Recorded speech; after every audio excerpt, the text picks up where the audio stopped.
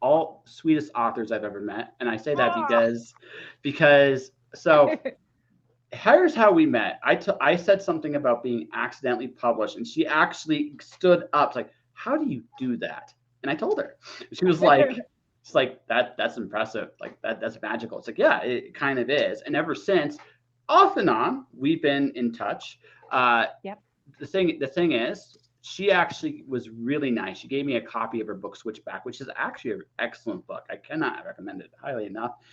Danika Stone is an author. She's also got, I think, a zillion other hats she doesn't let people know about, but that's okay.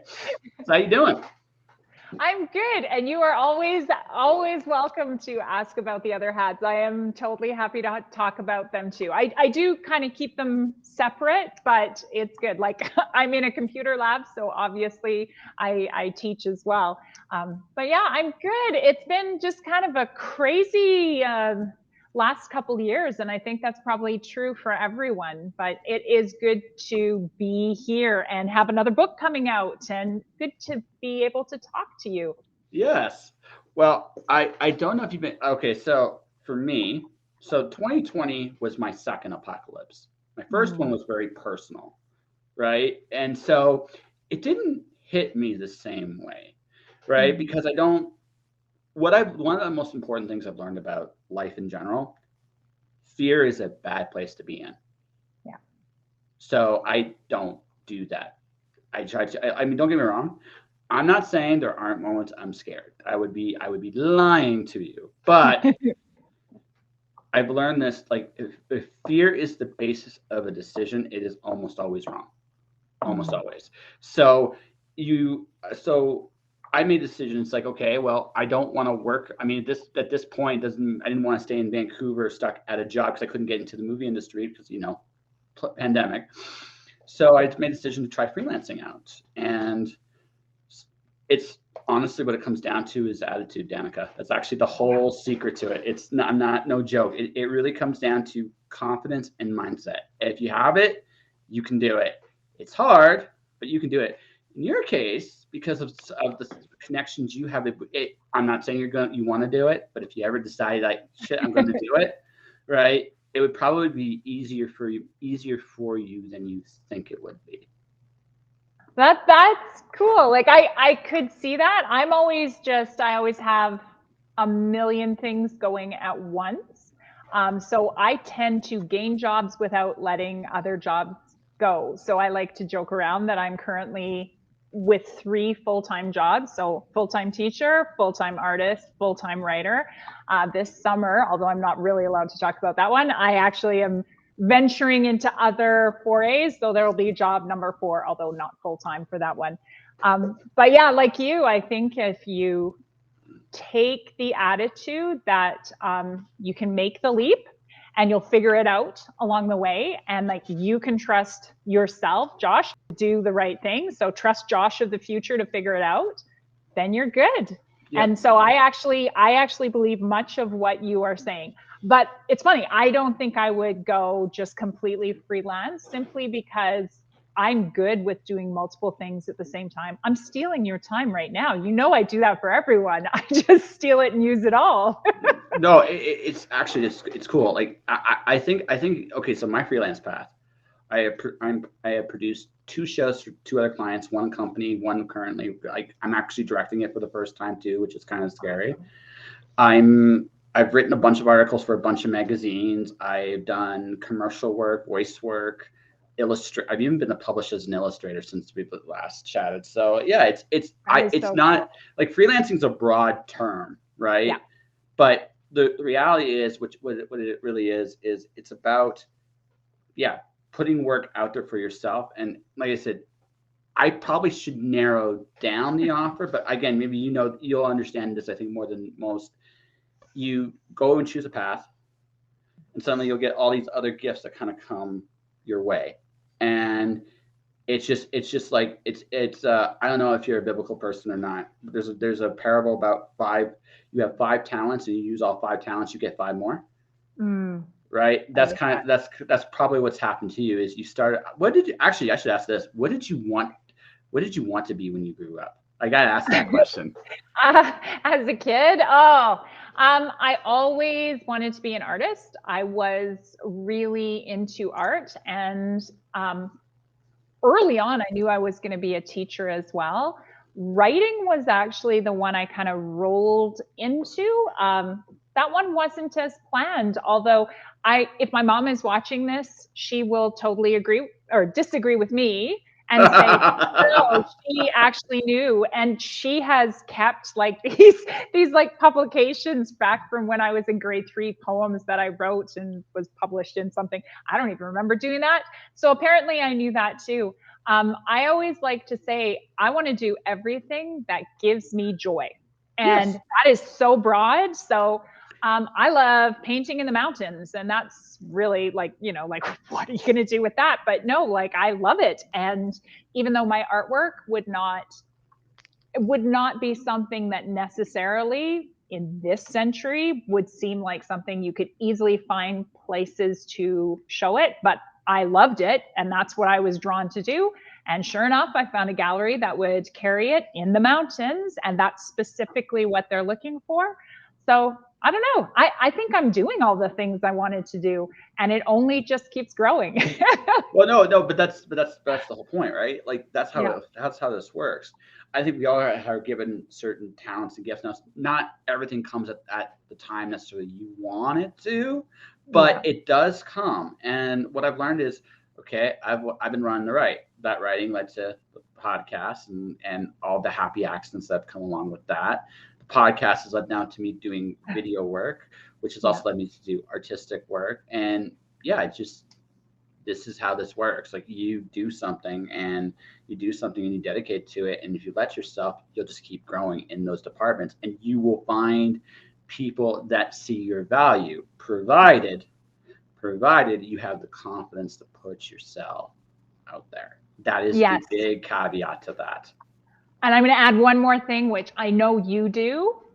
You have to put in the time to kind of get over that hump of like the learning curve. And I know you do, like you work harder than anyone I know. That's hard. Oh, you do though. I mean, my goodness, lots of people say, well, I'd love to just be a writer, but like don't follow through. And you always have a project on the go. So it's that other part where you are willing to put in the extra time to become an expert at what you're learning to do. That's hard. It's so much easier to stay with what we know and not push yourself. That kind of pushing over is challenging for people. People would rather be in a comfortable, kind of boring place than a really exciting but scary because it's new place. Comfort's death. Yeah. That's the reality. Comfort's death. I've learned this in life. Life is change. It's just that's what it is. It is not. It is nothing else. Life is change. The moment you stop wanting to change, you're dead. That sounds really harsh, but it's the truth. It's the truth because Yeah. you stop growing, and if you're not growing, what are you doing? You're recessing into something else. And I mean, we all have parts of ourselves where we want to keep comfortable with that we're not ready to let go, and that's normal too.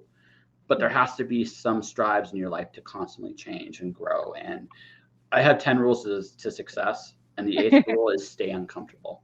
Yeah. Oh, yeah. I totally agree with that. I think I actually even did a little video about that, getting uncomfortable with or getting comfortable with being uncomfortable. Like you Yeah, have to get to that place or you will never go where you want to go in your career. So I'm 100% with you on that.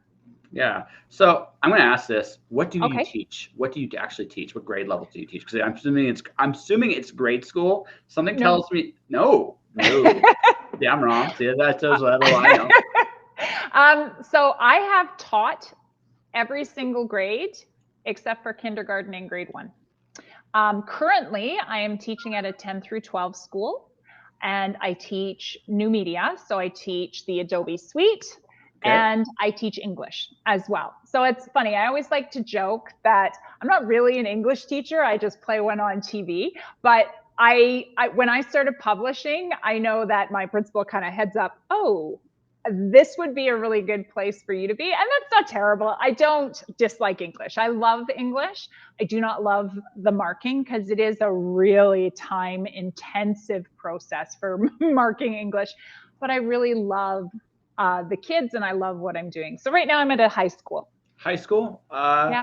Let's what grade, if you don't mind I'm asking, what grade 11, grade 12 kind of level? I teach actually 10, 11, and 12. Okay. So for new media, it is a mixed class. So I teach 4 levels. I actually have kids where it's introduction, intermediate, advanced, and then I have kids come back and do an independent study with me. So really they are developing these massive projects and they're like, I'm going to start a podcast, for instance. And so I've got the AV rooms and they're just working away on their own program. And I'm really there as their support person and to make sure we cover the curriculum and I can legitimately get them credits. And then for English, it tends to be, 10 and 11 mostly, and then grade 12 occasionally. Yeah. So I teach older kids right now, but I've taught like all levels.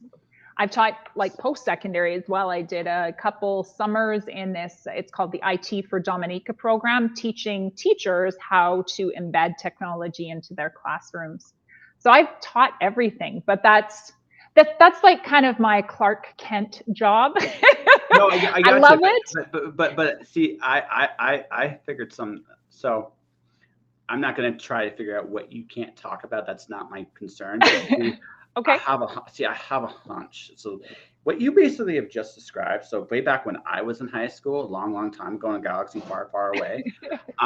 Shut up, Clouds. But the thing is, there was a thing called desktop publishing, and I am sure you probably were familiar with it because you probably did something very similar to it. But what it was it was at the time the publishing suite of the time. You are doing the exact same thing right this minute with your students. And the cool thing about that is it gives you a very unique perspective because they're going to come up with really cool ideas you've never thought of, which is like, okay, that's sweet. I'll steal. I mean, great, good job. And then the other part of it though is too, you're actually on the cutting edge of presentation, which means if you wanted to be, you could also be a publisher if you wanted. The tools are right there for you. Yeah. Yeah. No, that's true. And like that's always an opportunity. That's not where my passion is right now. But it certainly is helpful in the promotion side of things. Like my book trailer, say for Inescapable that comes out in June, like very professional looking, but that's because like that's literally what I teach. I know exactly what to do and how to make it flow. Whereas I'm not trying to like just guesswork it and it doesn't look like it was just put together in iMovie. But you get those skills as well. Yeah, no, it's just like they know it's also part of I think writing skills today. I make videos too. It's been an interesting journey to. I just wanted to write words, man. This is where I ended up. So, but no, it's interesting because the really good trailers tell stories in of themselves. Yeah. That's the real secret. If you can tell a story in the trailer, it's good. If you just putting clips together, not so much. No, I agree. Yeah. So, all right. Enough of the Clark Kent stuff. So, okay. Let's go with what you're doing. So, you haven't stopped writing or doing art since the pandemic. Is that how you coped? No. Okay. So, and this is like TMI, but I actually don't care. I think people should know. I am absolutely one of those people that would fall in the category of comorbidities. So I have a severe heart condition. So I have had to be very careful the whole pandemic, including now, even though we're calling it endemic, it doesn't mean it's gone. So like even this week, I had sick kids in my class who literally were putting me at risk. So N95s, I have done that since you could buy them, HEPA filters. And I just look at it as like, well, that's how it is. So I just deal with the situation as it is. And having been the mom of a very sick kid that spent about a year in the children's hospital, so I want to protect him as well. I just know that that's how it is for my situation. So what do? I just look at the experts. What are the experts saying? What do epidemiologists say about this? And then I just follow their advice. Now, doesn't mean that it's the exact same advice that everyone else is going to follow, but they are not in the same risk situation that I am. So I just kind of locked it down. So like, unfortunately, I won't likely be going to any cons. And I used to do that all the time. But right now they're too high risk for me. Doesn't mean they always will be. Just means that right now I just look at the data, not for me right now. It means that in June, when I do the book launch in Calgary and Edmonton, I'm going to do it masked. No one else will likely be masked, but I will, because I just need to, you just do things different. So it wasn't so much a coping thing. It's just, you learn that when you have a sick kid, that you just, here's what you have to do, and you just follow through. It doesn't even, it's weird. I don't even get emotionally connected to it, because I know there's some people who are like, oh, you know, it's fine. But like, I know my situation, so I just have to be careful for me. And then I just keep super busy all the time. So it wasn't like a different thing. I just shifted where that focus was. So for instance, I guess this is job number 4 or 5. We have a cabin, so renovating the whole cabin, I had more time to do that because I was doing less traveling. Whereas in previous years, I might have gone to, I don't know, New York Comic Con, or I might have gone to San Diego Comic Con or something like that. This year, I spent it painting the interior of a cabin and helping to gut it, and like replacing all the windows. Just different facets.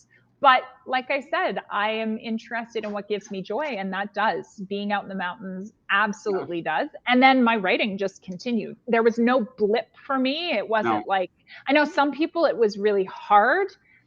I'm kind of old anyway, so like, I'm not out partying every night. I wasn't missing that. I just had a different way that I had to go, and I just looked at, what do I need to do for me to continue having a really happy life in a situation where I need to be a little bit more careful. And I do. And I guarantee there are people who are listening to this, your followers of the podcast, that are like, oh goodness, someone finally said it. Yeah, I am. Like, that's just how it is for me.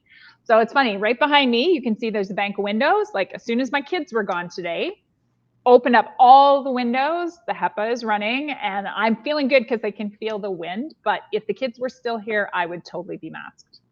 Yeah. Okay. No, like I said, it's interesting.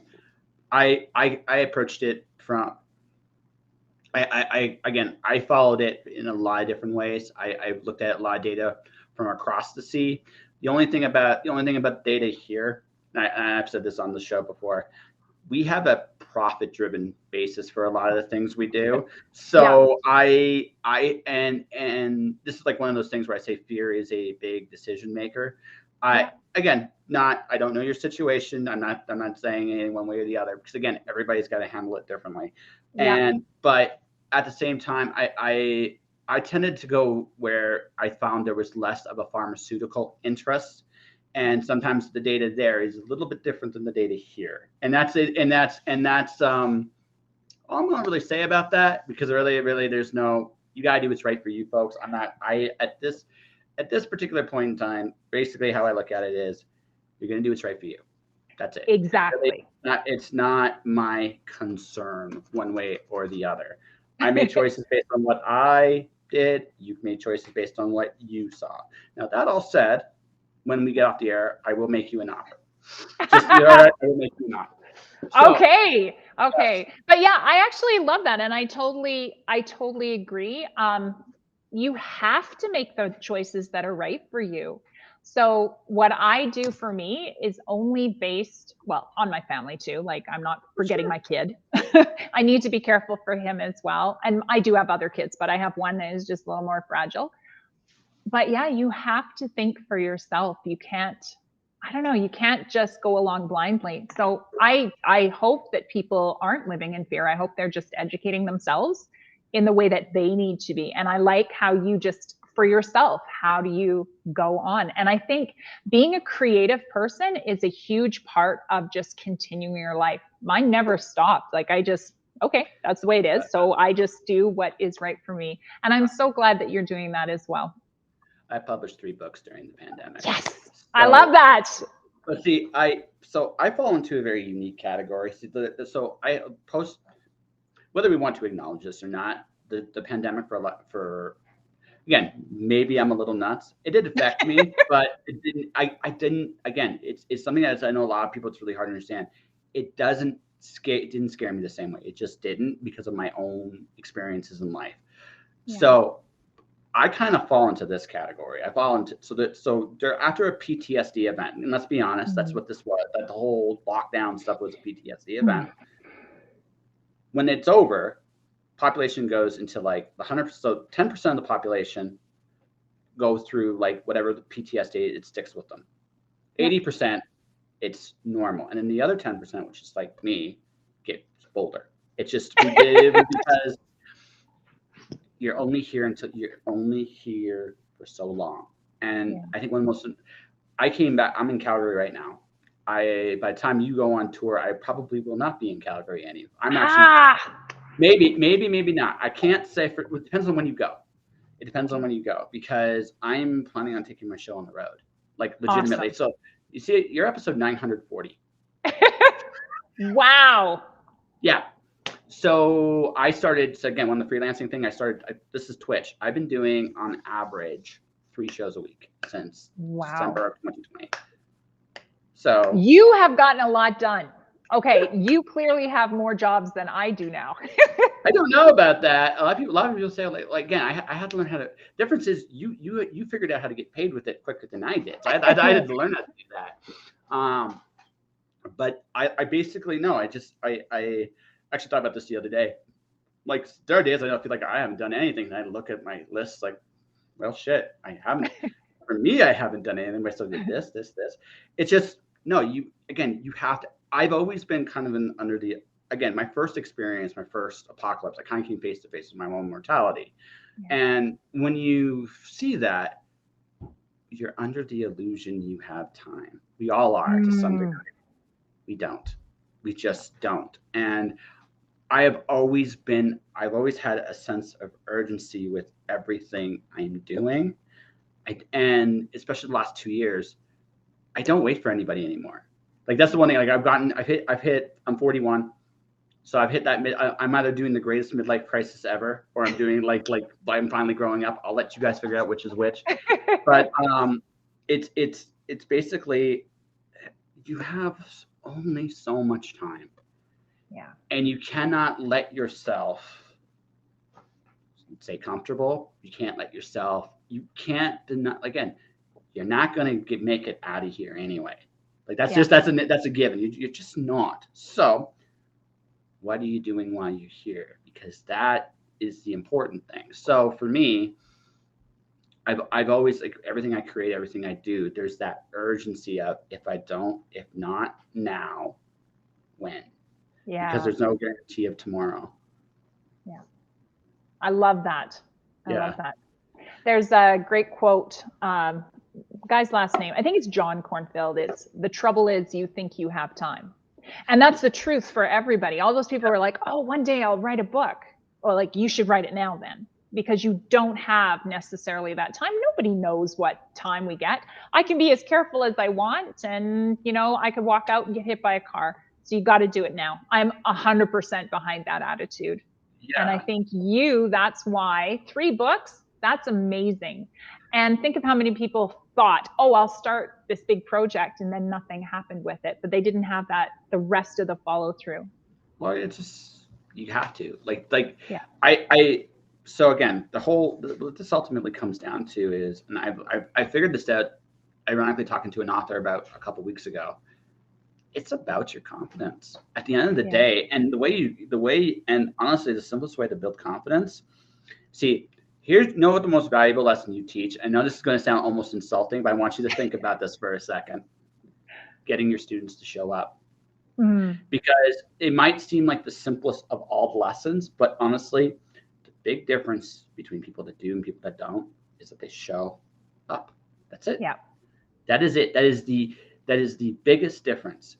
When the best way to build confidence is, if you say you're going to do something, follow through. Just follow through. Let it happen. And then see where it goes. It might go nowhere. It might go somewhere. But the point is, your job is not necessarily to succeed. Your job is to swing. Yeah. That's it. That's it. Your job is to do everything you know how to do without self-sabotaging yourself. Yeah. Oh, That's I the love whole. that. Yeah, that's it. It's the old. I don't know. Did you ever do sports? Like you seem like someone that Yeah. might have done that when you were younger. Yeah, I did. I played basketball, I don't know, middle school and yeah, yeah, and I love hiking. That's kind of my thing. I think Hiking. it's funny. I always say to my students, you've got to fail forward. And when I have I was what was it called? Like writer in residence for the library here. And I used to talk about how like unless you finish it, and put it out there, like you never know. So stop fiddling around on just one project that you never finish and just finish one, put it out, finish one, put it out. Because that idea of failing forward, that's scary, but that's where you're going to start learning, because your first book almost never is going to be the book that kind of is this book where you kind of break through into what you want to do and you finally get it right. But people think it is. Yeah, it's not your first. I like my first novel. Okay, so I released a novel and 2 books of poetry. Right. That's what I did. That's what I did. So the novel, I look at it, I cringe a little Oh, bit. no. But no, you just it's part of this. You probably do this too. I would imagine you look at your first published stuff, you're like, right. At the same It's of an time, era. yeah. Well, no, it's just you're a different person. That Yep. experience, that's where you are now, you can actually rewrite the book. That's the other thing I've learned. I Yeah. think you're a Terry Pratchett fan, so I know this because I was reading one of your quotes right to when it's come before I was coming in. My favorite, one of the things he talked about in his. Did you ever see his introduction to the Carpet People? No. Okay. Tell me. I have not. So the Carpet People is written by 2 Terry Pratchetts. Terry Pratchett in his mid 30s or mid 40s, I can't remember, and young 12-year-old Terry Pratchett. Oh. So here's the thing, and this is what 40-year-old Terry Pratchett said about 12-year-old Terry Pratchett. He goes, I can't match his enthusiasm for this book. This is also how Mm. he saw the world at the time. And the hardest thing about that was to keep that vision true. I would not write this book this way today. Mm. But I also do not have the emotions he had when he told it, because something that I realize is when we're writing our books, whatever we're writing our stories right now and what concerns us right now. So Yeah. I can look at the technical stuff and go, oh my God. At the same time, I cannot match that emotion. I just cannot do it. So it's easier for me to write a new book than it would be to rewrite that one and actually make it better, because I don't have the same emotional investment as 2019 me had when he initially wrote that book. I just Yeah. can't do it. Right. Yeah. No, I agree. That's a cool way of seeing it. I like that. Yeah. Well, yeah. Even when, like, okay, a good way, you paint, right? You paint and draw. Yeah. You can't. I bet you the 5-year-old stick figure would be better than your stick figure, even though yours is technically better. Because Yeah. In again, different stages. Yeah. yeah, we're at different stages. But again, it's not what we draw as something new and wonderful and exciting. It does happen, but honestly, what makes it really interesting is it's the piece of you put into the work. Because Yeah. it doesn't matter whether you, again, it doesn't matter, writing, drawing, music, acting, doesn't matter. You're telling a story. And the thing Hmm. is, you're also telling your story in that Yeah. moment, in that time. You're making paintings about mountains, yes.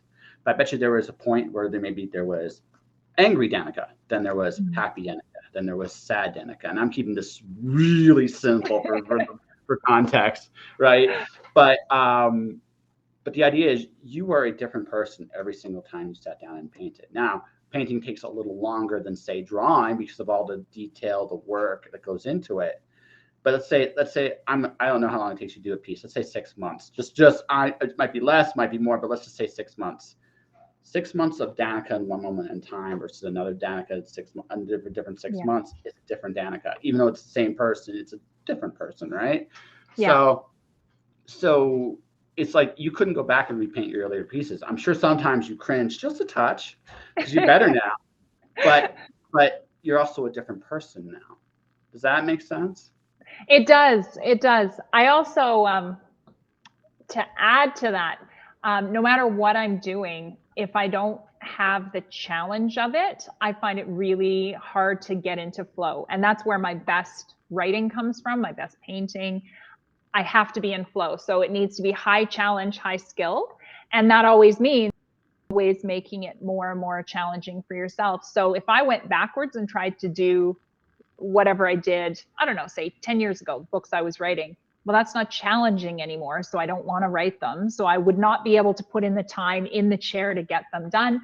And same thing with painting. Like, I think part of the reason I really enjoy painting mountains is it's really hard to do rocks and make it look like rock, not like you're painting a rock. And so now I'm starting to get where I'm like feeling, oh, I kind of know what that is. And now it's trees and leaves drive me crazy. And I mean, they look good, they do, but it's hard.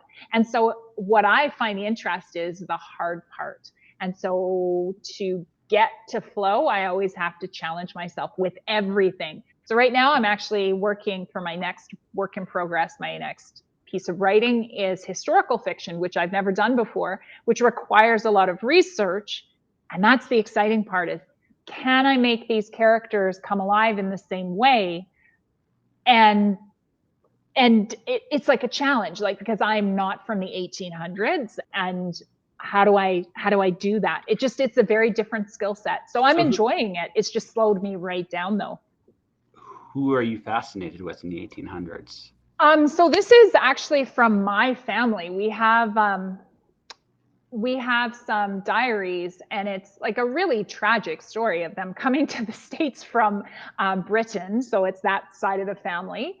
And they were completely unprepared for crossing the continental US, and like a whole bunch of them died. So it's this young family, they start off with all their kids, and it is the diary of one of the kids that makes it is the diary I'm basing it on. And then just researching, because they came with a company, like, okay, back in the olden days, the whole, they poisoned the watering hole, you died of dysentery. That's literally what I'm writing about, because that actually used to happen to people all the time. So you have this lovely middle-class family. They sell their grocery store. They're going to come to America and start again. And boy, it just goes badly. So that's what I'm researching. And it's fascinating. And it's also kind of neat for me because although like that's not the majority of my background, that's like a tiny sliver. The majority of my background, which I'm sure you can tell, is like Swedish, Russian, Ukrainian. Like that's what you see when you see me. But there are little other parts of my family history. It's from my dad's side. And we actually, over the years, these little items have been passed down. So in my house, in my cabinet, I have this one knife that came from England. It's just a kitchen knife. And it has carved right onto the blade, the year it's from was like 1840. And it's weird to look at it and go, wow, they had this with them. It came to the United States. And even as they were starving to death that fall and winter, they were using this to cut bread. It's just, I don't know. I find it really fascinating. And it's also really difficult to write because I'm, of course, falling in love with these kids that I'm writing about, knowing that many of them do not survive that winter. And you're trying to make it real. And like, what were the parents thinking? And the answer is like, they really had no idea. I can't imagine doing that. But I guess if you were all gung ho and you just kind of got wrapped up in this idea of starting anew, it can happen. They just didn't know. Well, they didn't know the challenges that awaited them. But I mean, Nope. There's lots of like famous stories. I remember from way back in my history class. I can't even remember who it was, but they starved to death in the Antarctic, right? And what's really sad is, okay, there was two explorers. One, I can't remember their names. So folks, it's been a long time, so don't hold this against me. But I remember two explorers went. One had a good journey, and they saw that the other side was struggling. This is like one of the tragedies of it. They actually left behind supplies for them, but by the time they got back to those supplies, some of the food had rotted. Some of the other things, like it was a great gesture. Unfortunately, it just. But I'll never forget, like the part that I never forgot was his last journal entry, which basically meant, and this might actually have to tie with your family, is I would rather be here than in a warm fireplace with a full meal in my belly. And I understand that too, because we all take chance. Like honestly, the best parts of life is when you do take chances. You don't know Yeah. what's going to happen to you. Like I'm like legitimately speaking. Again, we don't make it out of here. Like we just don't. So, and anything can happen along the way. And so, I mean, life comes with like a mitigated risk. But when you take those risks, right, you are alive in a way that very few, again, you said this, a lot of people are settled with taking it easy. Yep. Your family back in the day wanted a change, a good change. Now, Yep. now here's the thing: if you had told them up front what they were going to face, they would have been better prepared for sure. But at the same time, I'm going to bet you they still would have done it because the thing about it is, right? Obviously, better prepared, but they still would have done it because it wasn't just about the idea of a new thing. You need that. We all do. We all need those points. I was working at Pure Later Courier for almost 10 years. When I got to Mm-hmm. year 9, I was done. Like I did not want to Mm. go. I didn't want to go. When I went to, again, the pandemic happened, but I was legitimately a month away from quitting my job anyway. I had saved up. I was like, I had already gotten to that point. It's like, I'm done. I'm just done. And I know I'm done. And I don't really care what's next or what happens next. I'm going to do the next chapter. Right. That's what I did. Right. And now it didn't go the way I planned it because I was going to get into the movie industry, and years later, here I am doing video stuff. But that's neither here nor there. But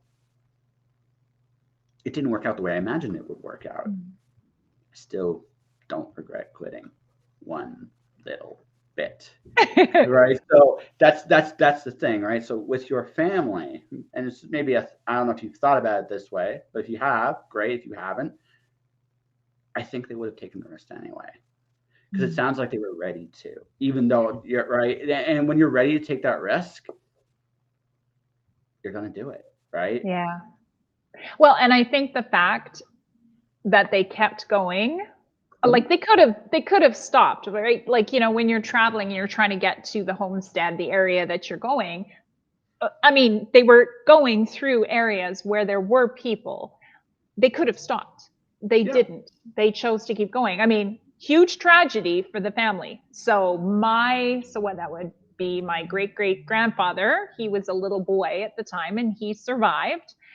And some of the family survived, but they didn't stop. So obviously, it is very much what you're saying, like it is this intense belief that this is this new life that we want to build for our children. As a mother, it is hard to write the story and to really, like, it's hard to, because when you write characters, you fall in love with them and you want them. I mean, you do bad things to them, but you make We have an them abusive relationship with our characters a little bit. We do. you make them interesting. And that's the part that's hard, right? Because these aren't just characters I made up. These are people that I am descended from. Um, and it's hard to know it's hard to build them and make them these flawed, beautiful characters that you love. And I know the outcome. I know who dies when they cross the river and gets hypothermia. I know who dies of measles. I know who dies along the way from some random disease, probably dysentery, that we don't know about at that point as we are following them. So it's very it's interesting. Like I said, though, I need that risk. I need that challenge. I just My Have you? friend Kim, she describes it as a border collie brain. And that's what I have. I need a challenge or I'm not interested and I don't follow through and it'll destroy the carpet, right? So, no, whatever it is, I need something that will engage me and make me excited to be there. And I am having a great time writing that, just in the same way that every time I take on a different story, like the one that's coming out in June, Inescapable, I had never written a ghost story. Could I write a ghost story where the ghost literally shows up on the page and make it plausible? And the answer is yes, I can, and I can sell it too. It's just funny how you have these different things. So I will almost never write the same thing twice in a row because I won't have the challenge. And I don't know how other writers do that. Do you do that? Do you write the I same well, thing? okay, so I can, but it's okay. So I'm writing right now a book called, the working title is Corey the Night Witch. It's an idea is, okay, so I'm a big sucker for, have you ever seen Japanese light novels? I'm a big sucker for those. No. They're Okay. like, you remember the old dime novels? The old dime novels? So they're Mhm. like almost like the modern equivalent of that, except they're made in Japan. They have illustrations in there. Yeah. And they tell a saga of a character's growth and evolution. I like that concept in theory because again, I grew up on dime novels myself. So like Ray Bradbury, Asimov, those like the Mhm. dime novel thing appeals to me, but it also appeals to me for another reason too. Um, Yeah. it's their best kind of escapism. So I'm kind of creating my own series. But the thing is, it's also, one way of looking at it is you're growing with the characters somewhat. Now, I don't know if I would do anything more complicated than I'm doing an Alice in Wonderland Greek mythology mashup, right? So Mm. there's three. Yeah. There are three full books to it. I've written one of them. I have a partial one. I got two more. Wow. So after the third one, there's no more story for me to tell. There isn't because it's not, it's the way I tell the story. I say everything I want to say at Yeah. the end of that, right? So for me, what it comes down to is I look at it kind of like, okay, do I have something worth saying that I can tell that kind of story about? Yeah. And the answer to me is yes. Now, will I ever do the 12-part Wheel of Time? I don't think so. That's not. uh, I don't think I have that in me. Saying that, the universe go, oh really? And suddenly, next thing you know, I'm like, But the thing is, and I also realize this too, like the business of publishing too. If you yeah. have a mega hit and the publisher goes to you and say, hey, we want more of this, and you're like, but I've already said this, and they give you a nice big paycheck to go with this, right? A lot of writers try to figure this out. Yeah. And I understand that. Like I really, really do. I mean, if suddenly like again, whether you like him or not, like Orson Scott Card's Album Maker and Ender series. Yeah. He was done telling his story, like Ender story after like book 4. He was done, but they kept going to him. Hey, here's more Ender books. Here's the paycheck, and he's like, okay, sure, I'll figure something out. And I'm sure sometimes you were like, what am I gonna say about those characters I haven't already said, right? And that's just how it goes, right? So there's a business element to it. I get. In my case, I think so. The way I would do this is there's two answers.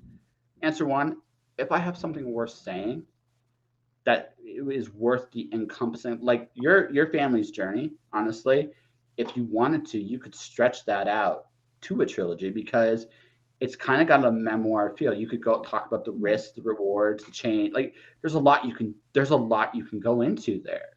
So hypothetically, you could do it. Hmm. Now, that might not be the story you want to tell, and that's fair Yeah. too. Like that's totally a fair thing. But what I would say is, right, is if you can still grow with the characters.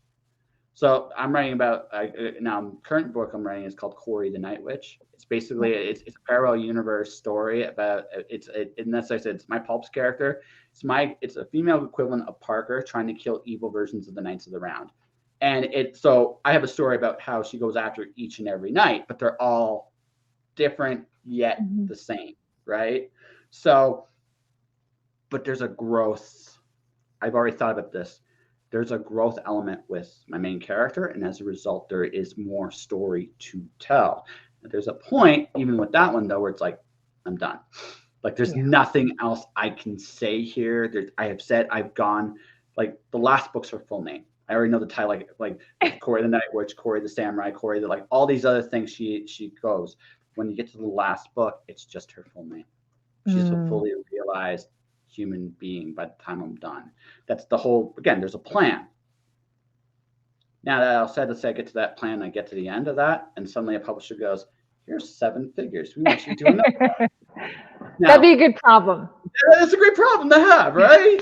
Yeah. Right. So there's the personal, artistic. Do I have something worth saying about the characters? And then there's also the business. And by the way, I mentioned Orson Scott Card. I can mention James Patterson. I can mention like lots of authors have this problem. Or Terry Brooks is a great example of this, actually, right? Yeah, to some degree, even Terry Pratchett had this problem because he hated Rincewind. You could tell he hated Rincewind by the time he got to book like 8 or 9 because everybody else was more interesting. Night Watch was more interesting. Death was more interesting. Granny Weatherwax was more interesting. But Rincewind was his first Discworld character, and he was like, "Well, shit." Every so often, the publisher would be like, "We need a Rincewind story," and he's like, "I don't wanna, but we get a Rincewind." Oh, okay, fine. I'll just do the stupid thing. And you can tell, like, there was a little bit of that because again, the joke had already been told.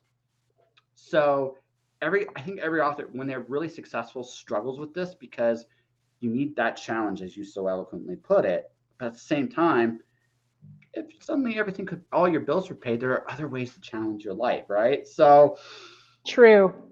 right? So you shrug Yeah. at that, right? Shrug at that, and so, and that's it. And also the other thing too. I mean, here's a thought for you, right? If Kevin Smith, the director, said any sequel is fan service, isn't that a cool problem to have? You put it in that perspective. That is true. Yeah. No, I like that idea.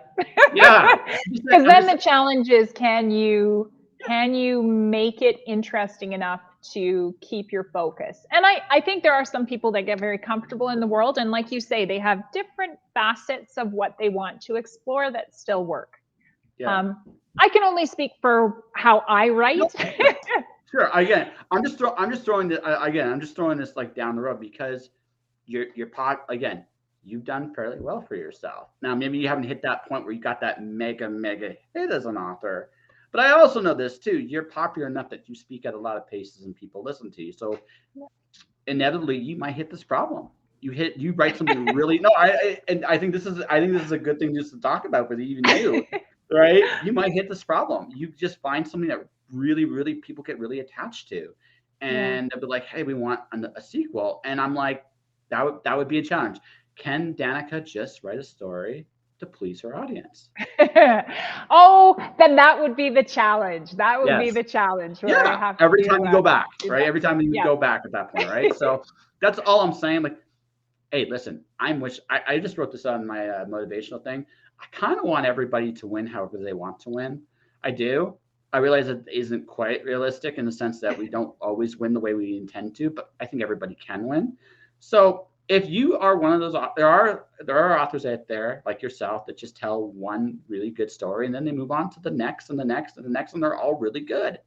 And if that's the career you want in as a writer, more power to you. I hope that's exactly what you get. I just hope every time. So then I'll be rooting for you to have just enough success that they'll let you do the next thing. It's a weird thing to root for. It's like I want you up, but if you're up here, they might make you. So I don't know. So I don't know what I want for you now. Now that I think about it. Oh, goodness. I'm just happy to write. I am. Yeah. I'm just happy if people will keep buying my books. I am happy to write whatever, and my brain will just always come up with new things and new genres I will explore. It'll be good. So, interesting thought, actually, since you have writing and painting as both your jobs, have you combined them? I haven't. And I know one of your books you did that. You did the illustrations, correct? And I'm then working on one right that's the one. now. Okay. Yeah, I've never done that. And it's interesting because one of the ideas that I pitched so I've got two agents. I pitched to my YA agent, is the idea of a graphic novel, and nothing came of it, but we were just kind of putting ideas out there. I'm always like, well, what if I did this? And I don't know, that one day might be really fun.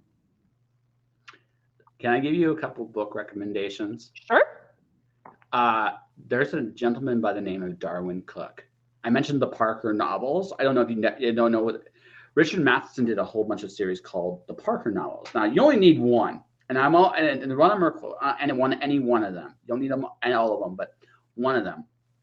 Look up the ones Darwin Cook illustrates, because Okay.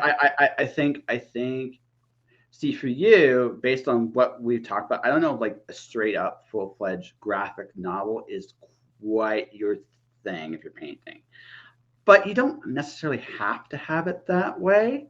And I think one of the coolest things about YA, this is what I love about YA, is there's lots of experimental books out Yeah. there, right? There's the Hugo Cabaret by Zelzniak, which is just this amazing mashup of pictures and from a story standpoint, it's like it's lighter than most YA books, but from a picture standpoint, it's like holy shit that he put a lot of work into that, right? And there's stuff like that. There's stuff like I said, I just mentioned Parker novels. There's stuff like heck, even when I look at something like a pop-up book, as simple as that might sound, right? I look at that and go, there's a lot of work that goes into this stuff, and you can tell some neat stories with the skill sets you have, right? Right. Yeah. But you just got to figure out where the right strengths are. Like I said, I don't know about, again, if you're painting mountains, I don't know. Again, I'm not trying to challenge you. I'm just saying, I don't know if the full-fledged graphic novel is what you want to do, but you doing illustrations in your own book as a special edition might be really freaking cool someday. That's something. Yes.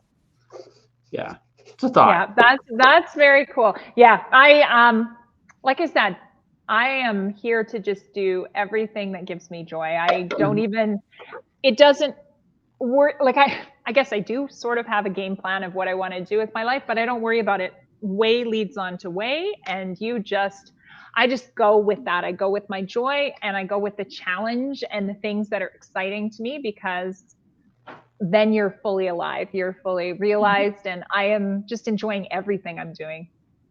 So, okay, let's ask a tough question. What's your favorite painting? Sorry, what's my favorite painting that you've done? Okay, it is. So it's not one that's super technically skilled. I painted it more than 10 years ago. I had gone camping with my father in an area of BC. It's now part of Akamina, Kishinina, but at that time it wasn't even a park. And I didn't know it at the time, but it was the last time I was going to go anywhere with my father camping. And so while we were out there, I did some sketches. And then when we came home that Christmas, I painted him. We just called it the Meadow. And his family had camped there for a generation, and our family had camped there. And I gave it to him. And I remember I said, okay, Dad, I love this painting. And when you die, you have to leave it to me in your will. And he died just a couple months later, actually, just like less than 2 months. So that painting that I didn't realize I was going to get back in like 2 months has this connection to my dad and this time. It's weird. You never know it's the good old days until they're past. And so I had this perfect little snapshot. Not a perfect picture. Like I would never paint it that way, but I love it. I love it so much just because it's a little snapshot. It's like you were saying, when you look back at your own writing, and it's the emotion of the time, and it's just this little preserved moment that will never be again. It cannot be again because my father passed away quite young. But I love it. I love it. I have it in my bedroom. I will never, ever sell it. It is just one of the few paintings I will keep for me. That's my favorite. It's about you. And about him. That's why. Yeah, it makes total sense. It makes absolutely total sense. That's cool. That's a cool story, actually. Thank you. Yeah. And it's good to have those things.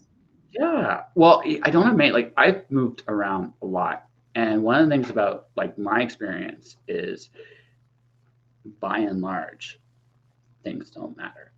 Yeah. By and large, right? But it's not the thing that matters. Again, it's going back full circle here. It's the emotional connection you have to it, right? Yes. Right. And that's what it comes down to. I say this as I am, like I said, I'm getting closer to 1,000. And when I break it, it's going to be at least 1,002 episodes. At least 1,000. Ooh, wrong. Ooh, wrong pipe there. Coffee grinds. But no, like when I get to 1,002 episodes, for sure, I might go a little longer. Like again, I put this thing on hiatus. I'm getting rid of most of my comics. I'm getting rid of most of my books. I'm getting rid of most of my stuff, because why do I need it anymore? That's the other thing. Like my storage locker was here, and I was in Windsor, Ontario for most of the pandemic. after about 3 years of being away from it, you kind of ask yourself, well, why do I have all this stuff? What do I need it Mm, all for? yeah. So things don't matter, No. but there are a handful of things I have in there that I have. Like my sister bought me a globe. This is from like a retirement. Like this is a cool story because back when I was my family before my family divorced, I used to love maps as a kid. I would actually spend Mm, hours looking at maps and figuring out all these ways to get to different places. I knew now my dad was a truck driver at the time. I knew how to get to places better than he did. Right. oh, So, and I was like six, that's 7 years cool. old.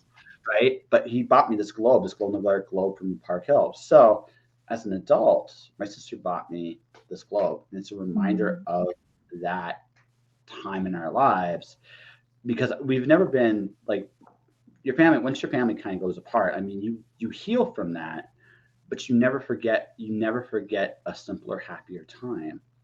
And for yeah. us, that simpler, happier time was in Park Hill. So I got that globe. With my dad, I have Mm, my dad's Bible. It's really cool because he's got all these notes in there about everything he mhm, believed at the time, which is really, really fascinating. See who he was, who he is, and what's changed and what hasn't. It's neat. And I don't have much. Unfortunately, I don't have anything from my mom. Unfortunately, mm, I'd like that. But the other thing I have that's really valuable was when I was, again, my first apocalypse.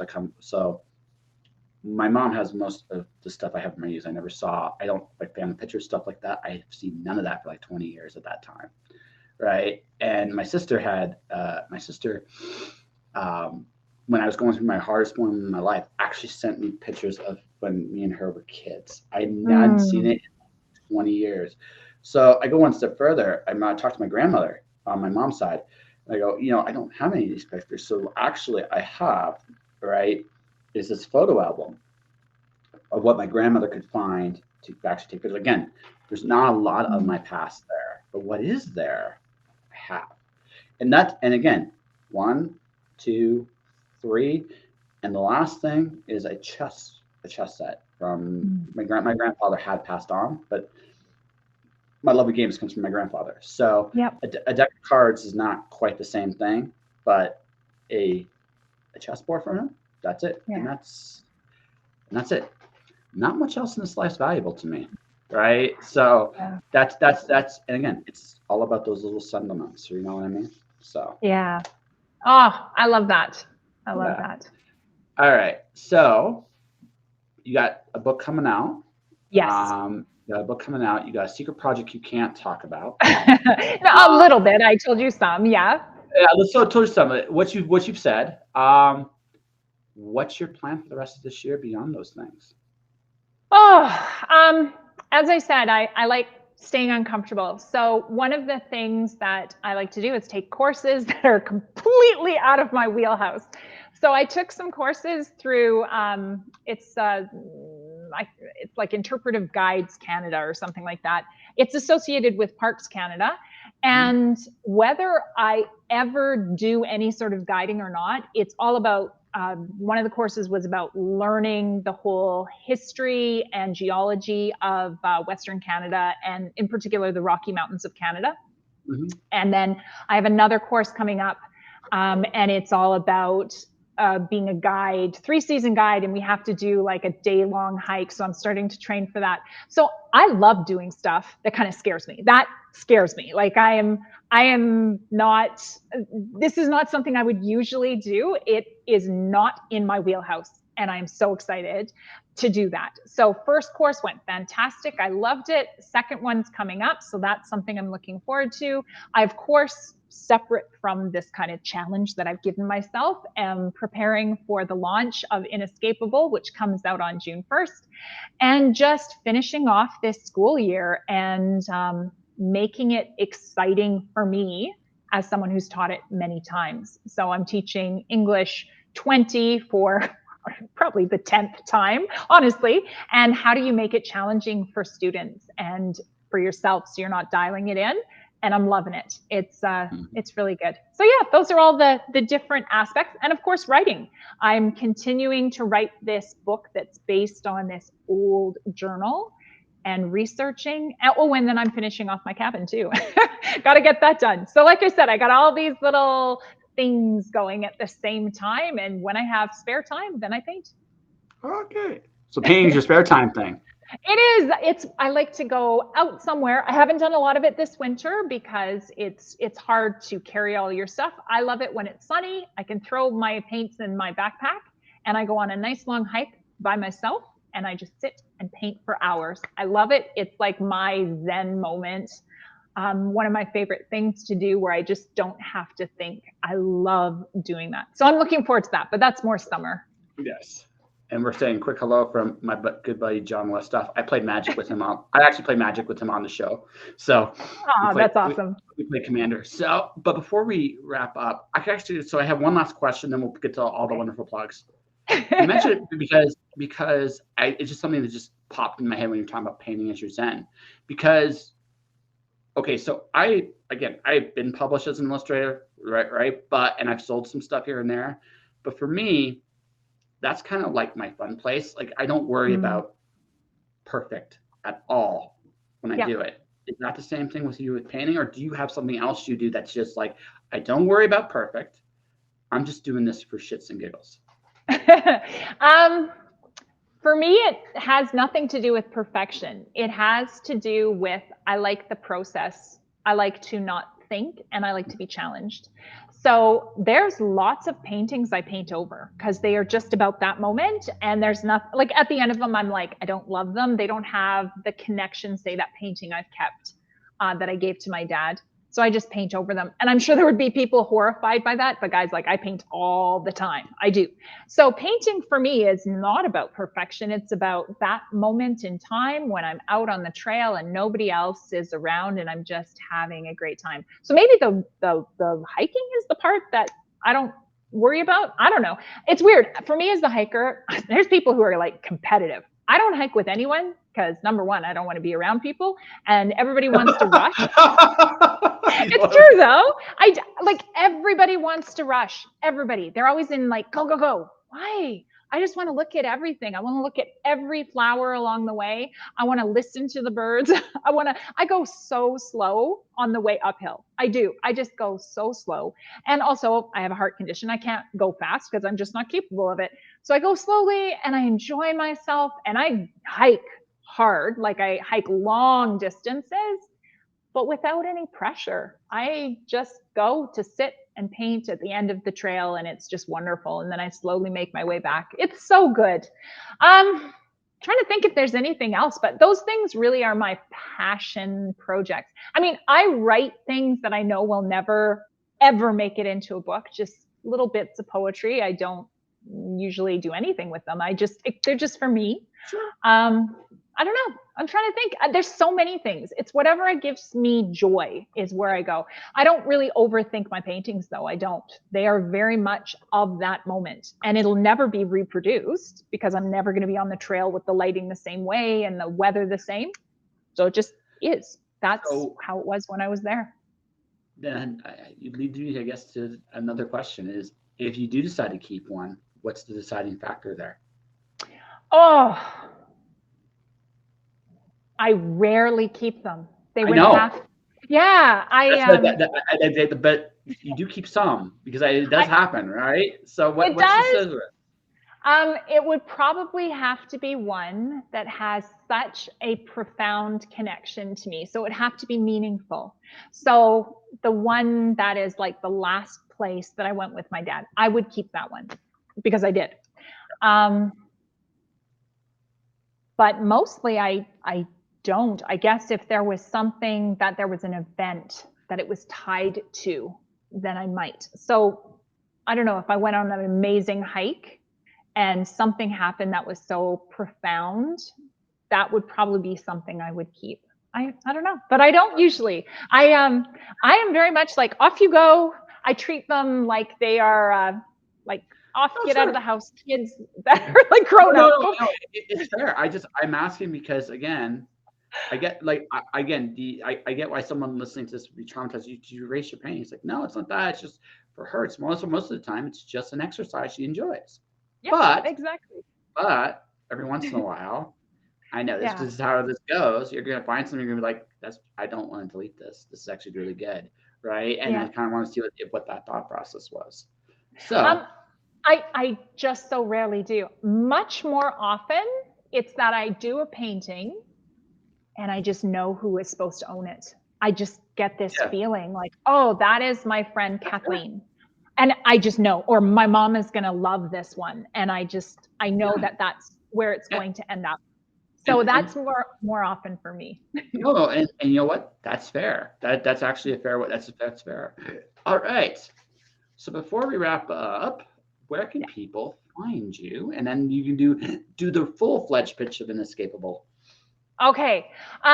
So you can always find me online. So my name is Danika, but it's with a K and then Stone. So danikastone.com. You can find all of my stuff there. My books are in bookstores around the world. So if you just go look for them, you can find them.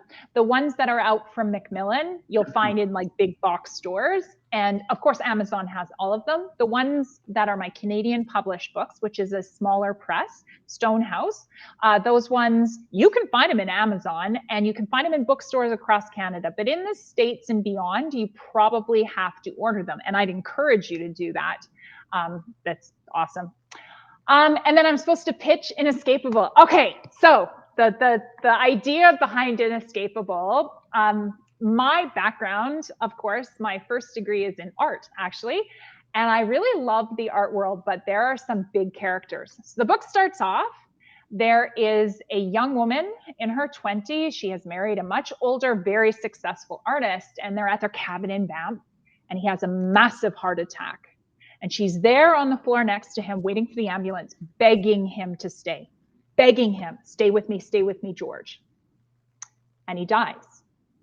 And then he stays. And she is stuck with this ghost of her dead husband, this bigger than life artist who is kind of a nice guy, but also kind of not a nice guy in life. And she can't untether herself from him. And so the book is her process of grieving, and then her process of how do you move on, and literally how do you get rid of a ghost. And I had so much fun writing it. It's one of my favorite books, but that's always the truth of whatever is my new project, because of course, if it's challenge, I love it. And it's coming out June 1st from Stonehouse, which is a Canadian Alberta publisher, actually. And they love bringing Canadian stories to the world. Alrighty. Well, folks, that is that. This is Danika Stone, and this has been a fun show. Before I wrap up, I'm doing this right now. Trained professional. They gave me an award for this, Danika. They really, really did. Once upon a time. So this is my advertising services. I advertise your projects and yourself with words, pictures, audio, and video. Definitely check that out there. I'm going to be announcing a Patreon soon enough for my crazy wayward journey. But for everybody watching, everybody listening, thank you for watching. Thank you for listening. Stay inspired. Keep shining in the dark. And I'll see you next time.